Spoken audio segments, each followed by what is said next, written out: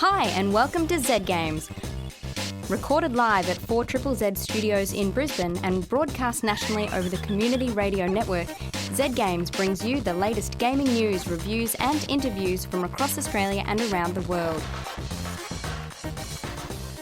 Ladies and gentlemen, welcome to another exciting episode of your favourite radio program, Z Games, coming to you from the 4ZZZ station and broadcast around the nation due to the diligent work of the Community Radio Network. Bless those people. We have a full house today, don't we? Can we sound off? I'll sound off for Razor because he is sick and he's not going to say anything. But, hi, it's me. I'm Razor. Put down that puppet, it's creepy. Yeah. So that's... Oh, you're going to make him cough with laughing. Now look what you've done. I heard a man. It's great. So I'm Lee, and then who's that over there? Jody.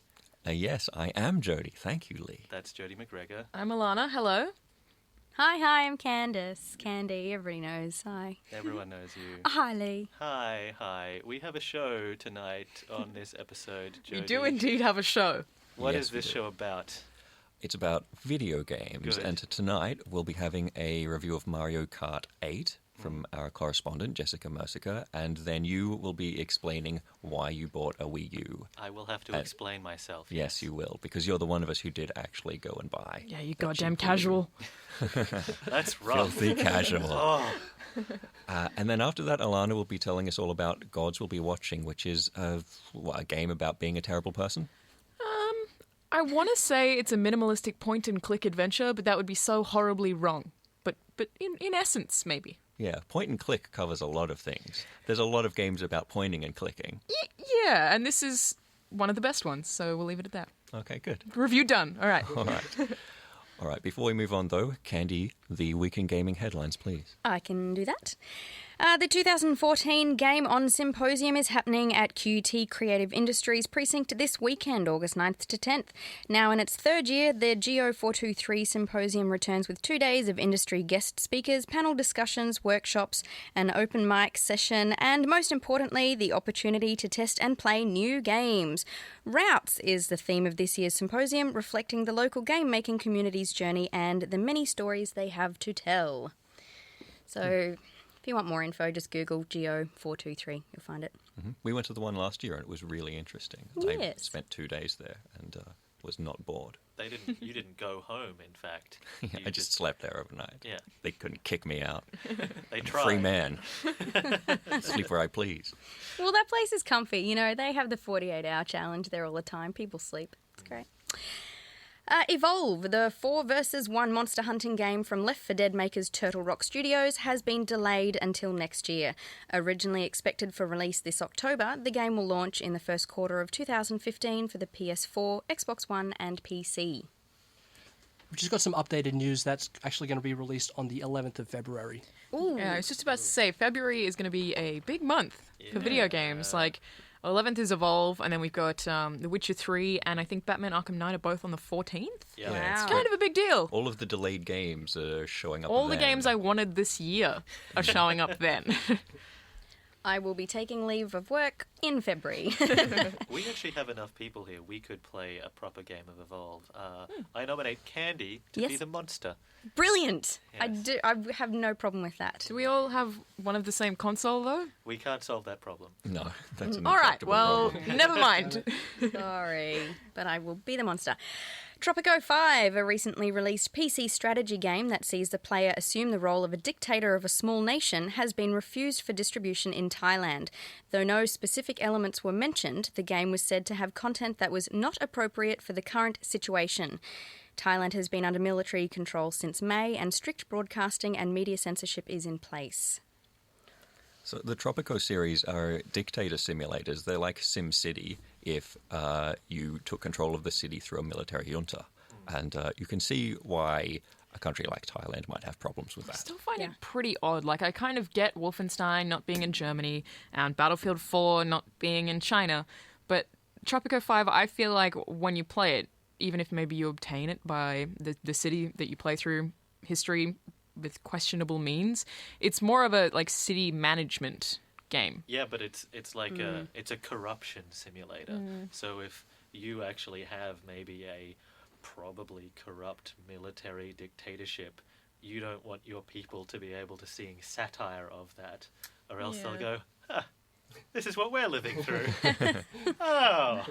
Life is terrible. Yeah. That's I don't know that. Well, that's at least their they reaction. admitted it. Yeah. Yeah, no, that's the funny thing. Like, they're like, this holds a mirror up too closely to what we're doing. It's not allowed.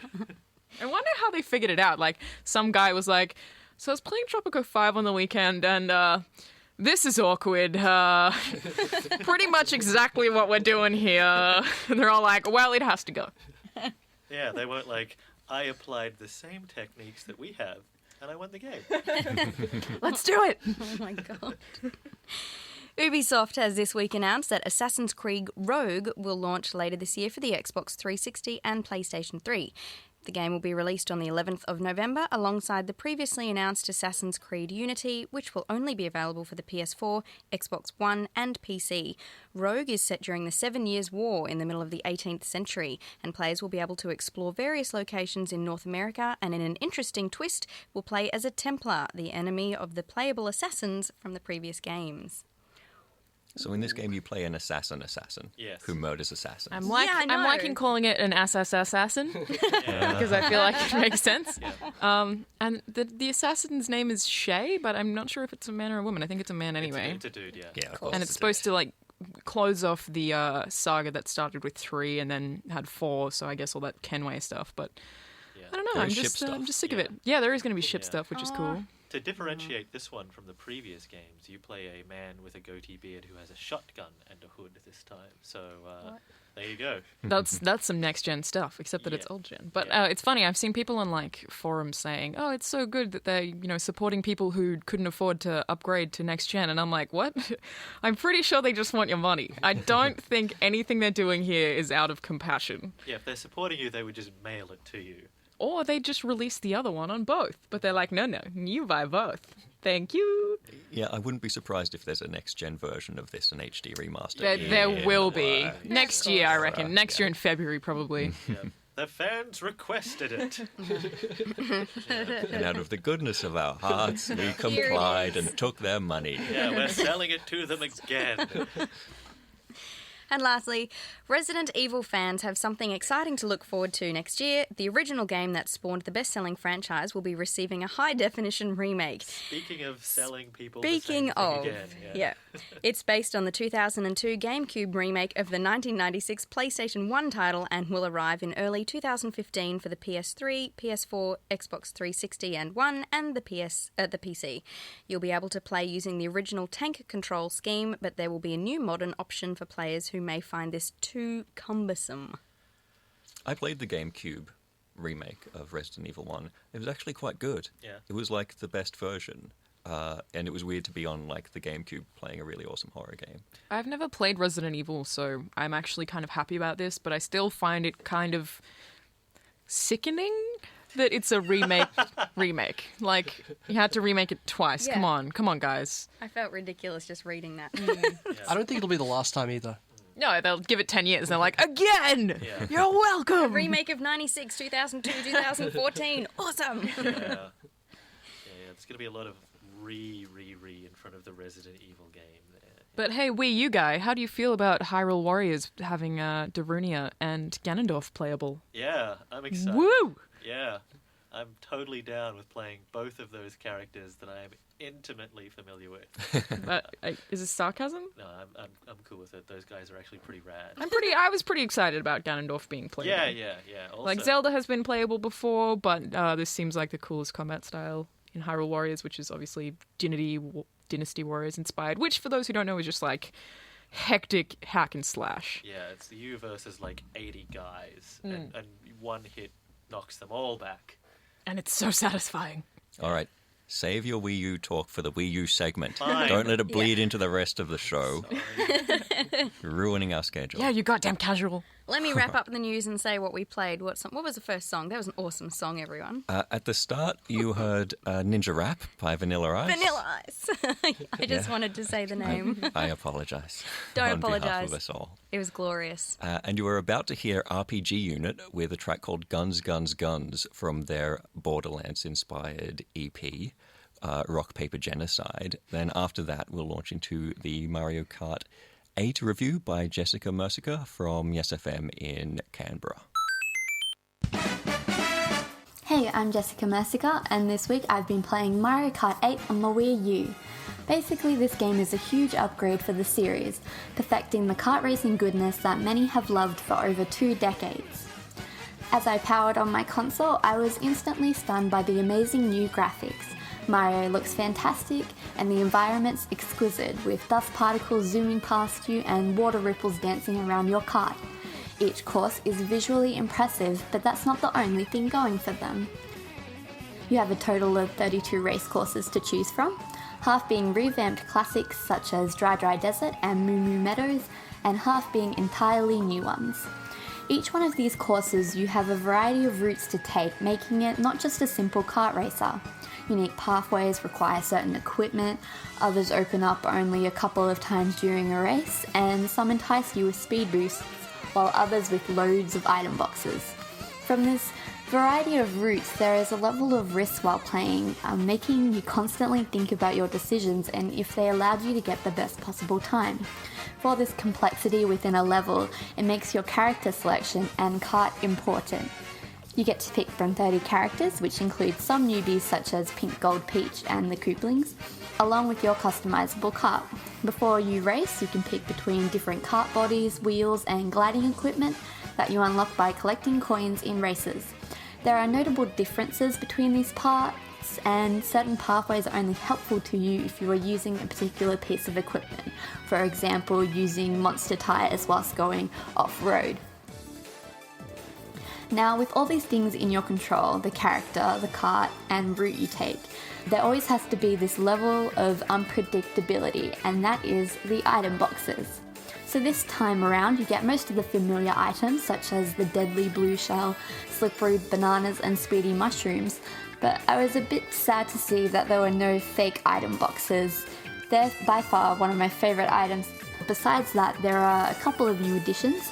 That is the boomerang that knocks other players out, the piranha plant that speeds you across the road whilst gobbling up other players, the crazy 8, and the super horn which stops those evil blue shells reaching you.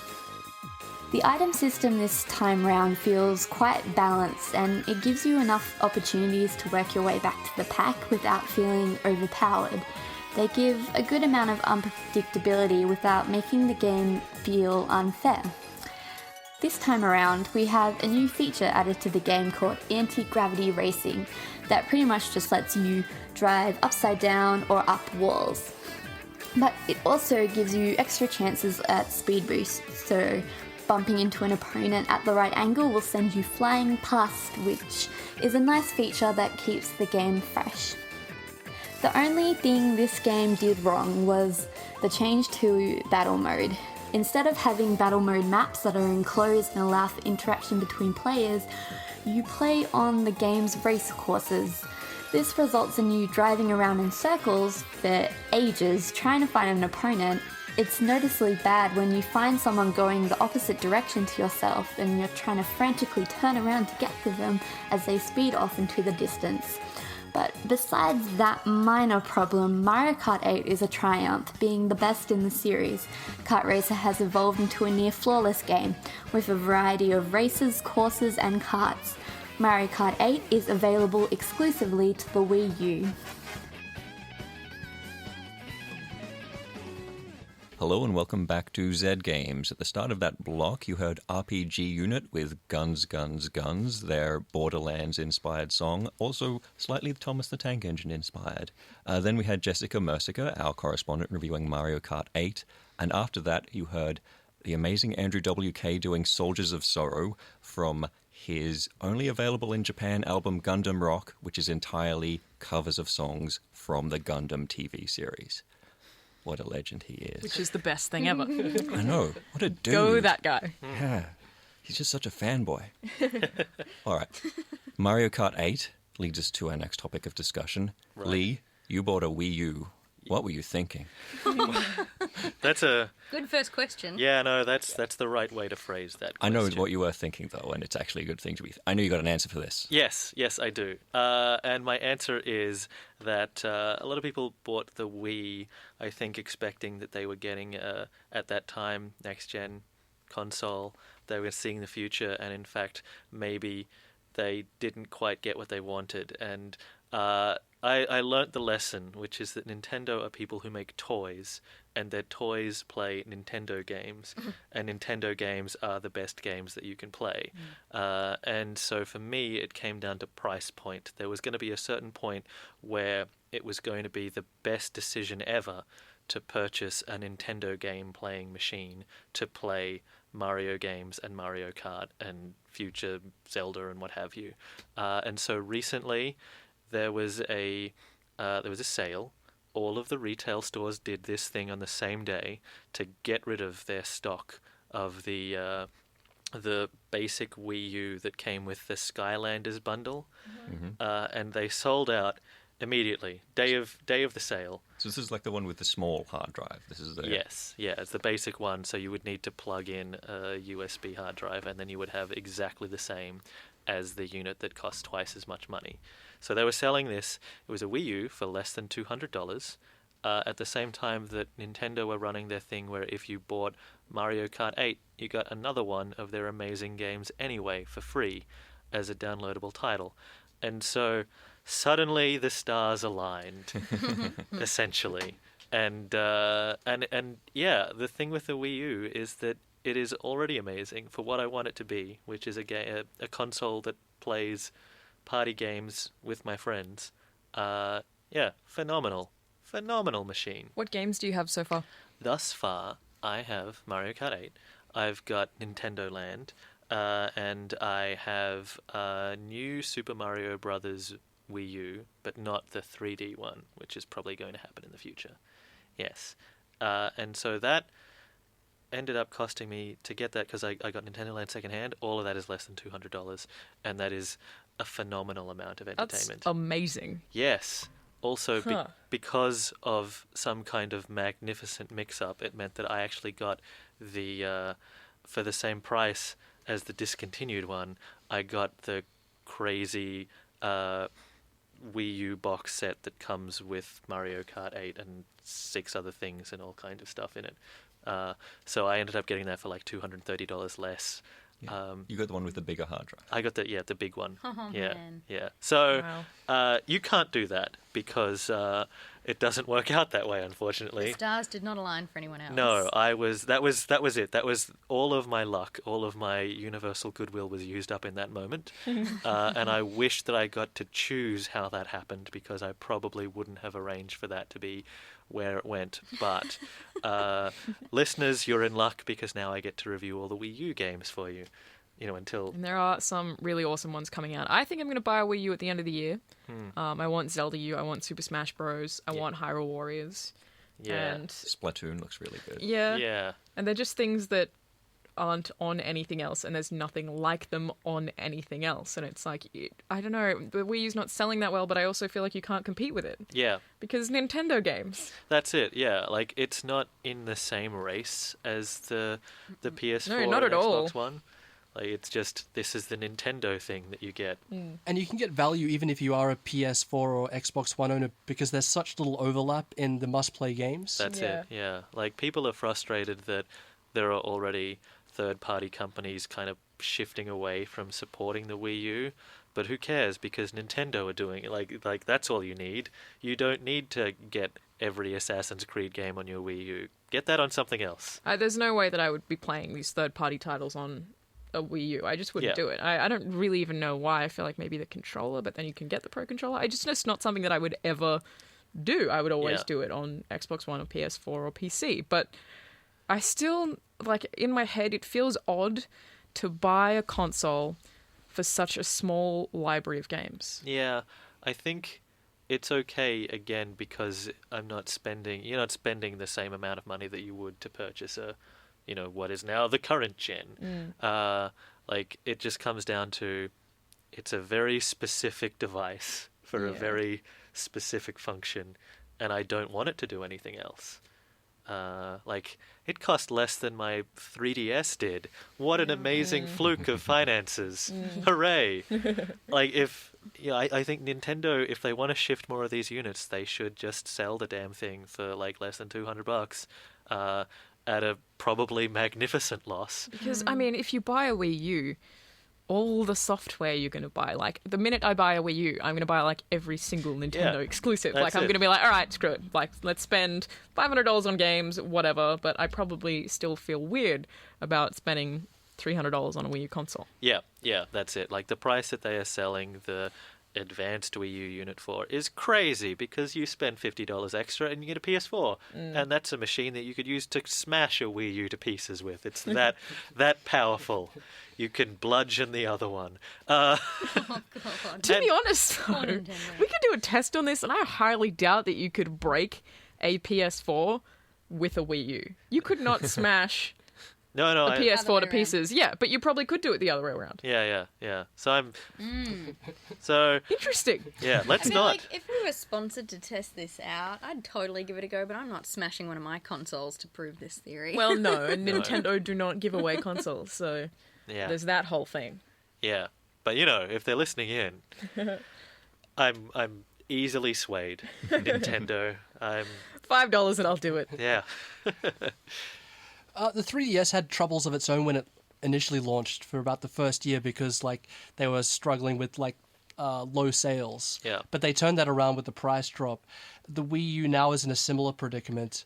Do you think that Nintendo could turn it around and make it so that it's a success? I think so. I think Zelda's going to do that for them. Yeah, like this year is going to be a really big one for them. I think that for me, E3 this year was all about getting excited about the Wii U over anything else. Yeah, Nintendo won. Yeah, and it really is just something that they can fix with a price drop, and they'll be able to dominate again, because they're doing stuff that no one else is doing. The proprietary controller that they've got, and the fact that you are still able to, you know, wiggle your Wiimotes at it, that means that they're in their own space. And so Not an innuendo. I know, it's not. yeah, It's just... I gave that one to you. Sorry. Yeah, And it is backwards compatible, right? yeah, It's the Yes. only Oh, new is it? console Yes. that is backwards Oh, compatible. yeah, Can you yeah. play DVDs on it? No, Still no? not to my knowledge. But I don't want a Wii U for that anyway. Yeah, but it's you, fine. you can still play. But you can play Super Smash all Bros. your Brawl old Wii U. Yes. and Mario Galaxy, Yes. which are fantastic games as well. Yeah, so my Wii had been gathering dust, but now all of a sudden there are Wii U, old Wii games that I want to play again. Yeah. So it's So of the games that you do have, because you said, you really like it for party function, for playing with friends. yeah. What are your picks for the party games on the Wii U? God, they're all really good for different things. I think Nintendo Land is really interesting because it was supposed to be the Wii Sports for the Wii U, and it's like a whole bunch of mini games on there just to show how you can use one person having a touchscreen and a controller and 4 other people who all have Wiimotes. But only one game on there is actually really, really good. Yeah. But it's also the best game that I've ever played. So it's kind of frustrating that there's this game on there where the person who has the controller, they're playing a ghost. They're an invisible ghost, and everyone else has a ghost hunter armed with a torch. Sorry, you mean the person who has the gamepad? The gamepad person, Is the ghost. they're the Because ghost. they have obviously the separate screen, so no one else Yes. can see. Yeah. So they can see everyone. No one can see where they are unless there's like sudden lightning and they're illuminated, or they're illuminated by the torch. So the person who is the ghost, their job is to capture all of the people who are trying to hunt him down with a torch. So it's just this asymmetrical Ghostbusters game where you get to be Slimer and everyone else hunts you down. And they can tell when you're nearby because there's a heartbeat in their Wiimote. and when you're close, it starts to vibrate erratically, which terrifies everyone. So you will have a room of 5 people where people are actually just screaming, "He's near me! He's near me! Where is he?" And they're like spinning around, desperately trying to get you with a torch. And that's when you leap out and grab them. And then as you grab them, you're dragging their screaming body away from all of their friends. It's the most fun that you could possibly have with this arrangement of controllers and devices. I and actually things. did play that just as the Wii U launched, I think, and come to think of it, I can't think of anything on the PS4 or Xbox One that matches that. Like, Yeah. I can't even think of anything really co-op. Yeah. Like, is there anything that's split-screen co-op? There's probably not many, and I can't think of anything that is that fun or, aside from maybe Kinect games, that is really party-friendly. Yeah, that's the thing. Like, we had people there who said that was not just like, the best fun that they'd had that night. They were like, I'm pretty certain this is the best game I've ever played. And it's this thing that Nintendo just threw on this disc with 12 other pieces of crap. And they made I swear there was one that's 3 like levels. a platformer, right? And you have to one of the people has to put in platforms, and everyone else has to jump across or something. No, that's actually the Super Mario Brothers game. That's But separate. that is co-op. Yeah. Okay. They've Not got just hallucinating. No, and that's also really fun. The new Super Mario Brothers game is great because it just is a 2D platformer, except you have 4 people who are all on there bouncing off one another and being jerks. Like, there's always one person who steals 3 mushrooms in a row while the other people are just like, "We're small. We could have had those. Why did you do this?" So that's chaotic and fun. And of course, Mario Kart 8 is magnificent. So, yes, if you can somehow abuse the economy, travel back in time, mug someone, don't do that. The Wii U is the best thing, provided you have 4 other friends. Fortunately, I Damn do. it. Oh. All right.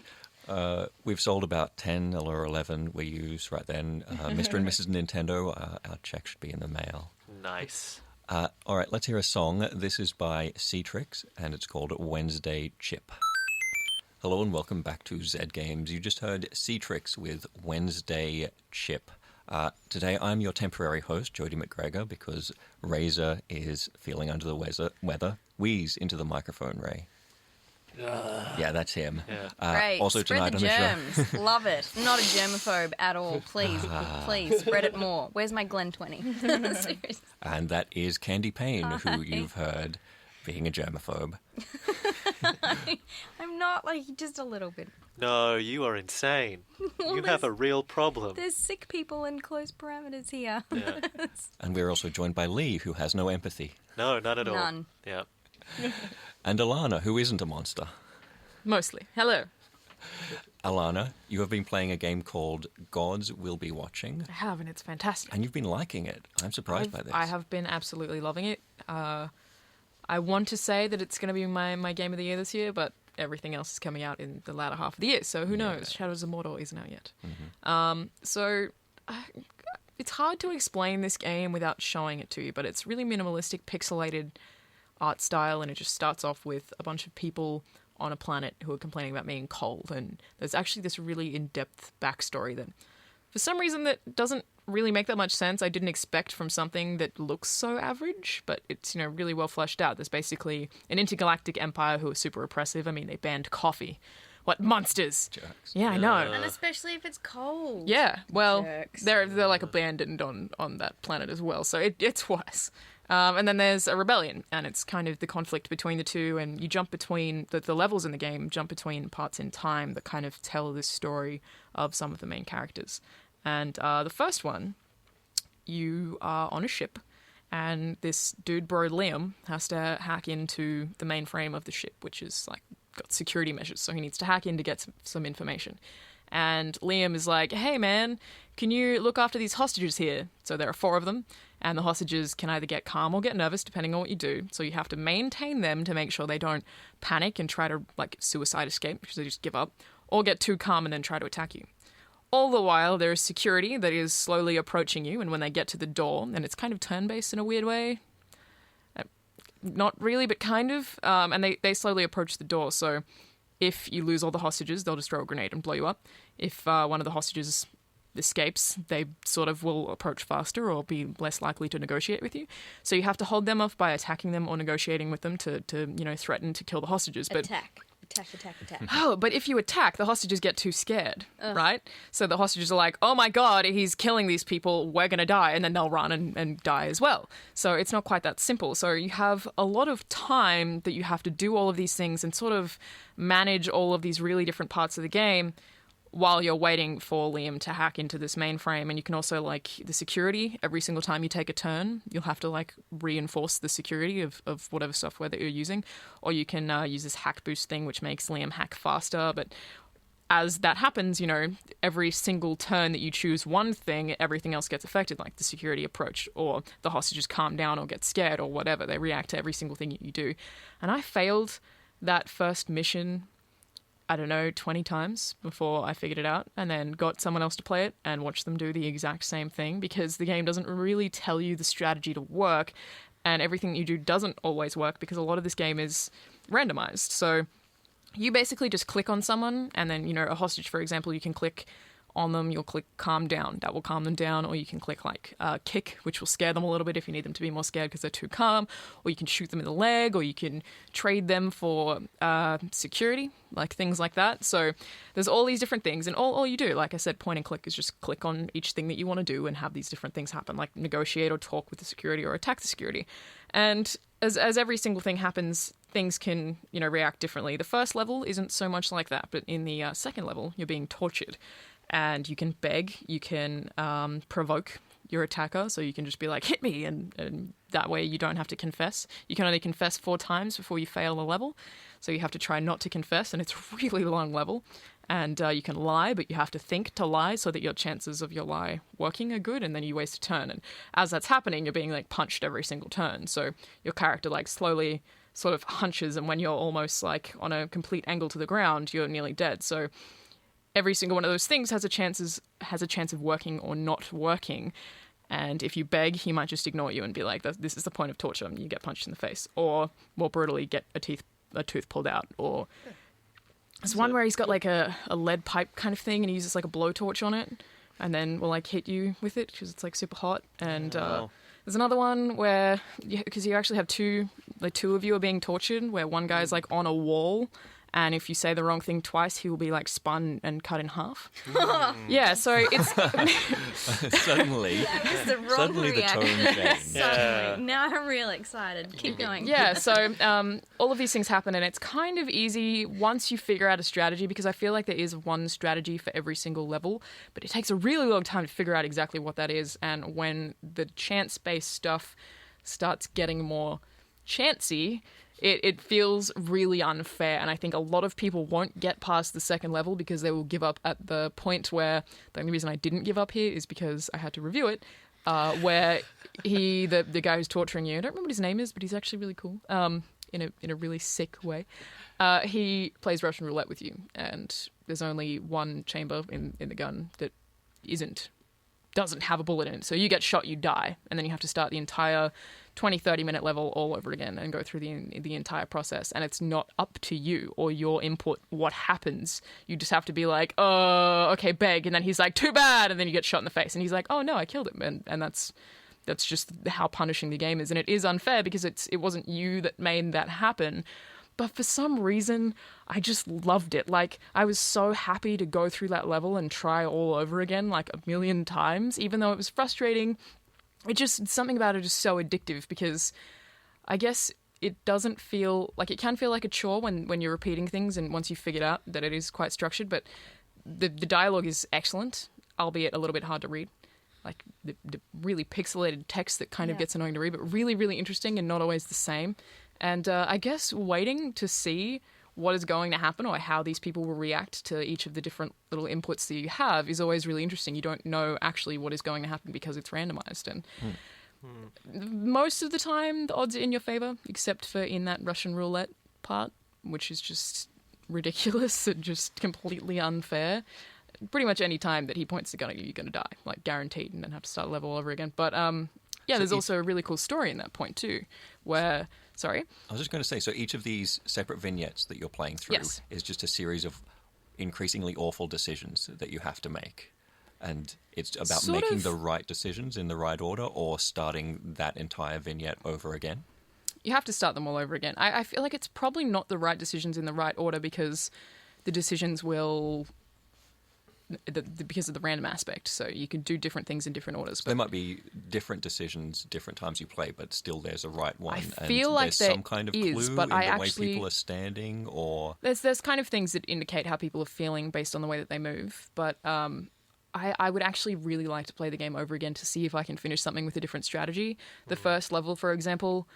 everyone else I got to play it failed the exact same ways that I did every single time. And I think that one, there's only one way to finish it, and it's a really boring way because you're doing the same two things over and over and over again, which is negotiate calm hostages, just over and over and over.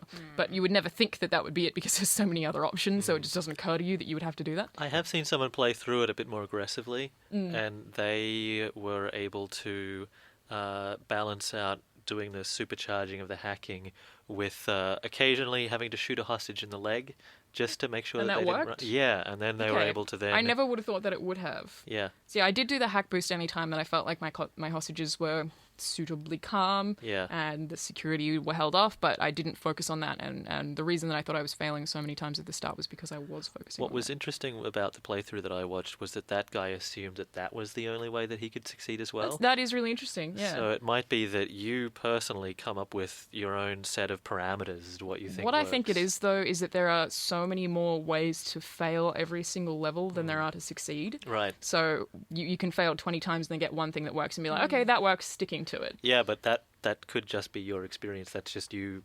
Like, what I'm getting at is that he did something that you thought was not going Yeah. to work at all, and maybe it could be where if you do find a technique and you stick to that, it's more about committing rather than... I would say that works for each level individually, but because the technique fully changes depending on the level, Yeah. you can't. Like in the torture level, so I was really passive in the first level. In the Yeah. torture level, I was provoking the Yeah. people constantly, so that mostly meant that I would get hit. Yeah. But you could because you have two people, you get one to provoke and then they get hit, and then get the other to provoke and then they get hit, Yeah. and you just keep doing it, and it sort of...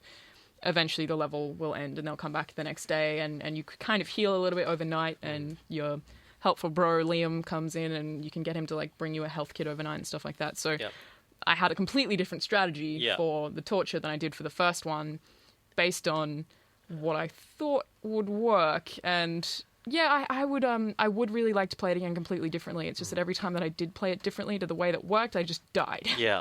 And you die so much all the time, and it I don't know, I feel like a lot of people really won't get past that second level because it's so frustrating and unfair and painful. But I'd kind of want to watch someone play it on Twitch now. Yeah. It'd be cool.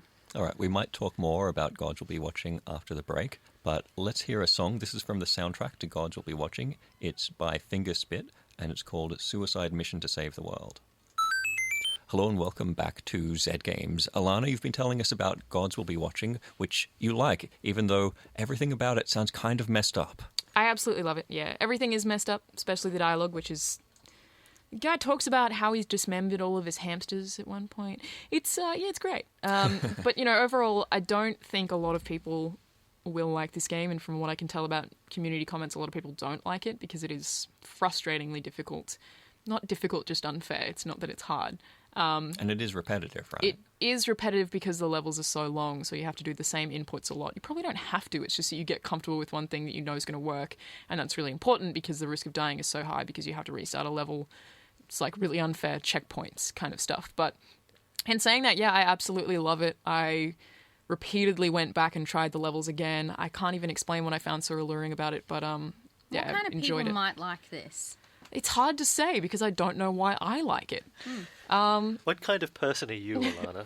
I feel like if you just tend to get addicted to games, this is a good one to get addicted to because it's kind of the unknown that really drew me in. The story's really, really good, and every single level is so dramatically different to each level beforehand that you want to see what's going to happen next. Like in the torture, I wanted to know how I was going to get tortured next or how it was all going to work out. So it does have a really good story for the kind of game. You just, I guess, have to endure a lot to actually get there. All right, so that's the Gods Will Be Watching, which is available on PC. It is, yes. I think it might also be available on Mac, but I'm not positive of that. It's on Steam. People can check. It is on Steam, yes. And I would recommend it to everyone. I think it was like $4.99 or $9.99 maybe. It's just that you might only want to play one level, but I still feel like playing that one level is a good experience. All right, that's been Z Games. You can find us online at zgamesau.net. We're on the Facebooks and the Twitters, thatthing/zgamesau. We're going to leave you tonight with Jared Emerson Johnson's theme from The Wolf Among Us. Bye. Sorry, just before we go, Alanah, you won't He's be here alive. next week. No, I'm going to Gamescom in Germany. Sweet. Woo! Nice. That's Lucky really you. exciting. I will be able to talk to you guys about all of the unreleased games that I will get to play when I get back. Will you snuggle any one of us into your luggage? You said snuggle. I know, I meant snuggle. He Sorry. meant that. Any one of us. I will No. snuggle all of you into my luggage. Wonderful. All right, we'll catch you guys next week. Bye.